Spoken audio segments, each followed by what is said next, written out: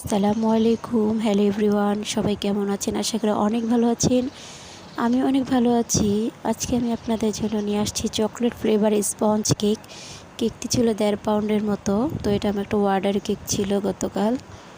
তো কেকটাকে আমি প্রথমে সুগার সিরাপ দিয়ে নিয়েছি, তারপরে ক্রিম দিয়েছি। ক্রিম দেওয়ার পর উপরে গানাশ টেস্ট করেছি, করে দ্বিতীয় লেয়ার দিয়ে আমি আবার ক্রিম দিয়ে নিয়েছি।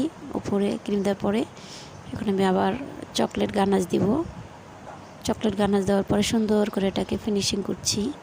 তারপরে তৃতীয় লেয়ারটা দিয়ে দিলাম। দ্বিতীয় লেয়ারটা দেওয়ার পরে আমি সুগার সিরাপ দিয়ে আবার ক্রিম দিয়েছি। দেওয়ার পরে এখন আমি সাইডে ভালো করে ক্রিমগুলো লাগিয়ে নিচ্ছি। ক্রিমগুলো লাগিয়ে করে ভালো করে ফিনিশিং করছি। তো প্রত্যেকটা লেয়ার ক্রিমগুলো যাতে লেগে যায়, সুন্দর করে একটা ফিনিশিং আছে। যদিও অতটা ভালো করে ফিনিশিং দিতে পারি না, তো চেষ্টা করছি ভালো করে দেওয়ার জন্য গাইস। তো এখন ফিনিশিং কাজ চলছে আর কি, ফিনিশিং দিয়ে নিচ্ছি। দেওয়ার পরে যেহেতু আমি মাঝখানে চকলেট গানাশ ইউজ করবো, যতটা ফিনিশিং দিইনি আর কি। দেওয়ার পরে এখন আমি এখানে ভালো করে একটু সুন্দর করে ফিনিশিংটা দিলাম আর কি। তো দেওয়ার পরে এখন আমি রোজ নজল দিয়ে সাইডে বর্ডার ডিজাইন করছি। গোলাপের ফুলগুলো দিয়ে নিচ্ছি। দেওয়ার পরে সুন্দর করে প্রত্যেকটা ফুল বসিয়ে দেওয়ার পরে এখন আমি বর্ডার টেনে নিচ্ছি। স্টার নজল দিয়ে বর্ডার টেনে নিচ্ছি। বর্ডার দেওয়ার শেষ। তো এখন আমি মাঝখানে চকলেট গানাশ ইউজ করব। তো গানাশটা দিচ্ছি।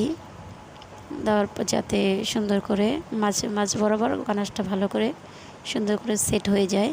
তো গানাশটা দেওয়ার পরে এখন আমি পাইপিংভাবে গানাশটা পরে এখন সাইডে আমি একটু ডিজাইন টেনে নিচ্ছি আর কি। উপর করে সুন্দর করে গানাশটা দিয়ে নিলাম, যাতে কেকটা দেখতে আরও বেশি সুন্দর লাগে, আকর্ষণীয় লাগে।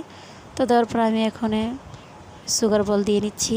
দেওয়ার পরে আমি এখন প্রত্যেকটা ফুলের মাঝে মাঝে চকলেটগুলো দিয়ে নিচ্ছি, যাতে দেখে কেকটা আরও বেশি আকর্ষণীয় লাগে।